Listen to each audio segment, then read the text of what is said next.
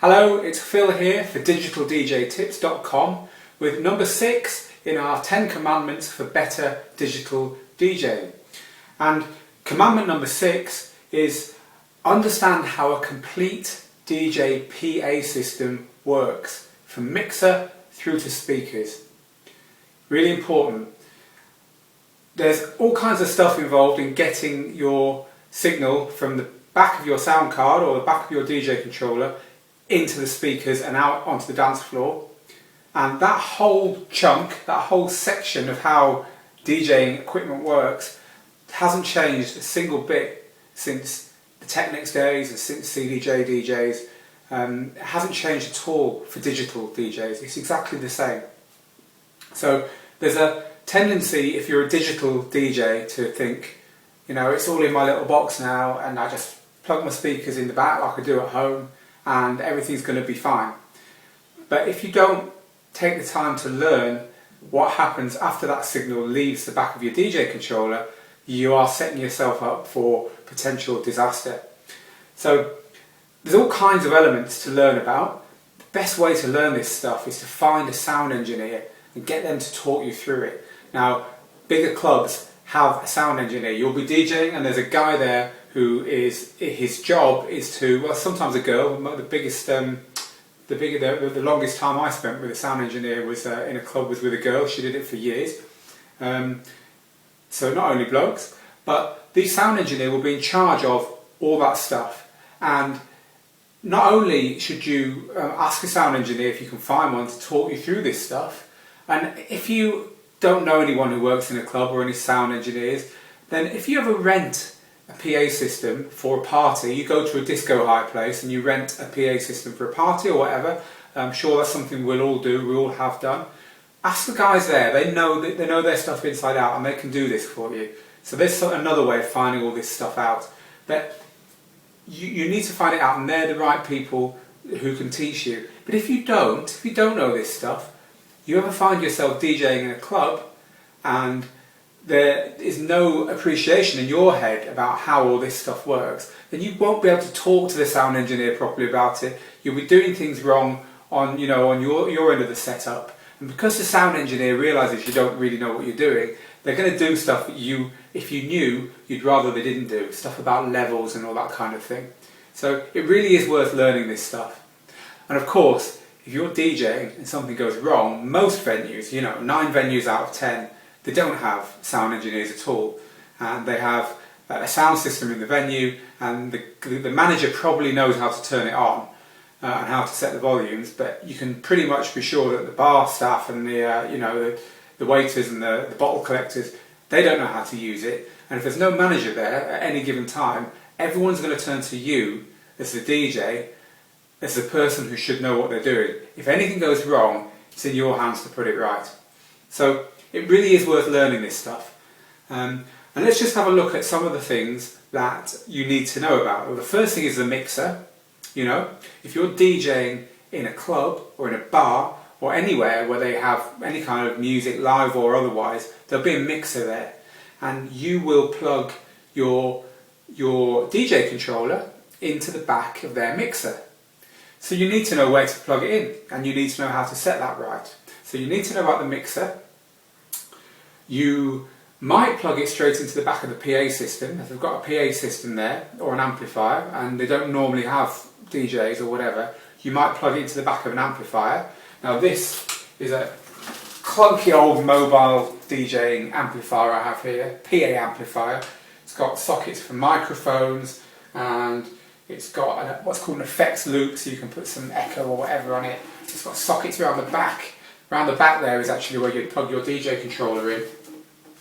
But you need to know how to plug into one of those things and how to set the levels on this thing so that it works right with your DJ gear. From there, you need to know how this plugs into the speakers. So you need to know your leads as well. You need to know all your leads. You need to know about speaker leads and phono leads and TRS leads, which are kind of the microphone style leads, and XLRs, which are the big clunky ones that they use on professional PA equipment. So you need to know about your leads as well, and you need to understand how speakers work. speakers are not as simple in clubs often and in bars as they are at home. They sometimes have something called a crossover. So the amplifier has got a piece of technology which splits the signal and sends half to the bass, half to the treble speakers. You need to know how that stuff works. And you need to know about things like limiters. Now a limiter, most equipment has a limiter built into it. Now it might just turn the equipment off if things get too loud, or it might gracefully lower the volume. There are also limiters in venues which are fitted, it's like a microphone fitted somewhere, quite often by the local authorities, the licensing authorities, in order to make sure that the music in the venue doesn't go over a certain volume. Now if you don't understand what a limiter is, or even a venue has one, you're turning everything up and you're getting into it and the music's just cutting down or getting quiet, you're not going to know what to do. This is all stuff that makes you panic if you don't understand it.